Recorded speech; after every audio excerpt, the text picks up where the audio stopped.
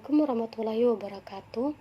Perkenalkan, nama saya Amina Oktagita, NIM A2019010095, kelas E3.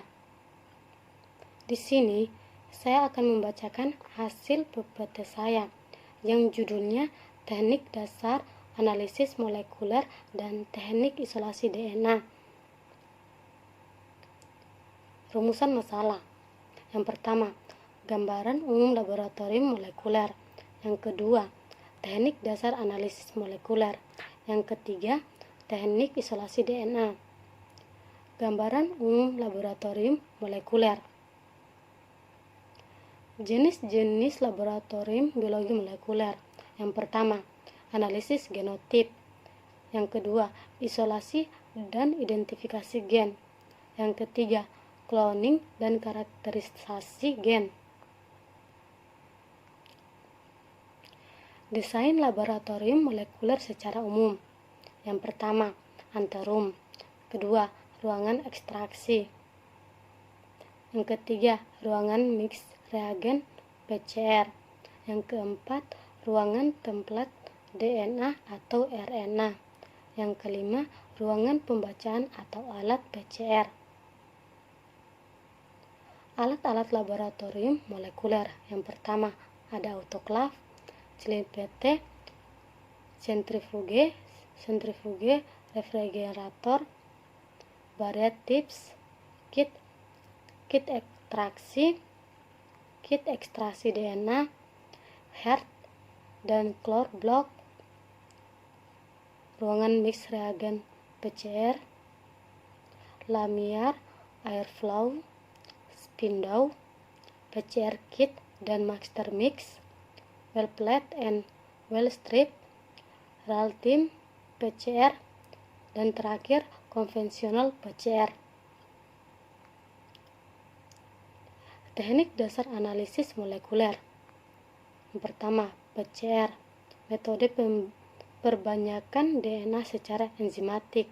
Kedua, gel elektroforesis,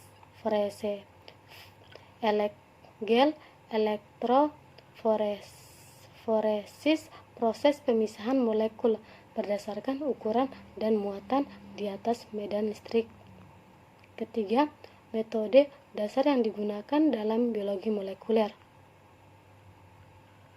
Teknik biologi molekuler RFLP. ELISA, uji serologik untuk mendeteksi antigen atau antibodi pada berbagai jenis penyakit infeksius, non-infeksius, kanker, autoimun, hormon, dan alergi makanan. Peran molekuler dalam kehidupan. Peran biomolekuler dalam kehidupan. 1. Penemuan obat. Contoh, vaksin hepatitis B. Kedua, hormon adenocorticotropin, penyakit rematik. Ketiga, growth hormone defisiensi pertumbuhan. Keempat, prauroginase, antiokoagulan, terapi serangan jantung. Terakhir, platelet drive growth factor, arteriosklerosis. Yang kedua, diagnosa dan pengobatan penyakit genetik. Pertama, penyakit genetik, kerusakan informasi genetik baik tingkat gen maupun tingkat kromosom dan diturunkan ke generasi berikutnya. Ketiga,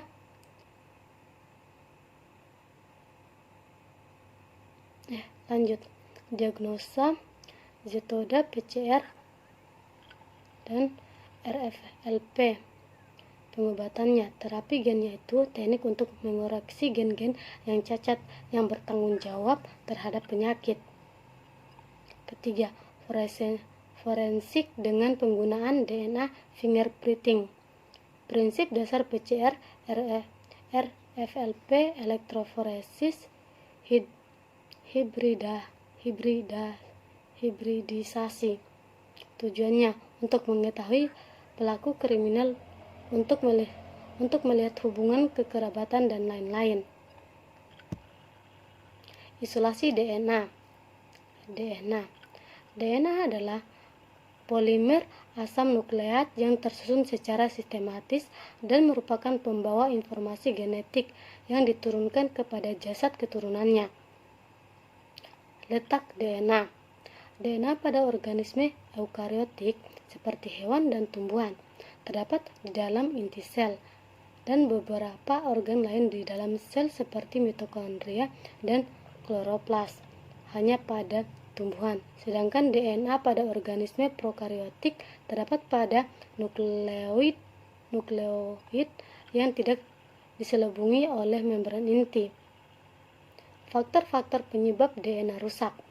Pertama, tekanan, kedua, pH tinggi, ketiga, suhu, keempat, radiasi, kelima, tidak tersedianya senyawa kromatin kompleks, keenam, konsentrasi isoelektrolit. Isolasi DNA. Isolasi DNA adalah metode untuk mendapatkan asam deoksiribonukleat dari suatu makhluk hidup. Tahapan isolasi DNA. Tahap pelisisan untuk memecahkan dinding dan membran sel. Ada dua. Yang pertama, cara mekanis dan yang kedua, cara kimiawi. Yang pertama, cara mekanis seperti menggerus sampel dengan menggunakan mortal dan pestle dalam nitrogen. Yang kedua, cara kimiawi dan enzimatis. Penghancuran dengan menggunakan kimiawi seperti penggunaan deterjen dan enzim mekanik seperti proteinase. Tahapan sentrifugasi untuk memisahkan hasil lilisan dinding sel dan klorofom dari DNA dari kecepatan tertentu. Tahapan ekstraksi untuk memisahkan senyawa DNA dari protein lipid dengan cara pengocokan. Tahapan purifikasi untuk memurnikan DNA dari kontaminan seperti senyawa sekunder dan polisakarida. Tahapan sentrifugasi untuk memisahkan senyawa DNA dari pengutarannya dengan kecepatan tertentu. Tahapan presipitasi untuk mendapatkan DNA.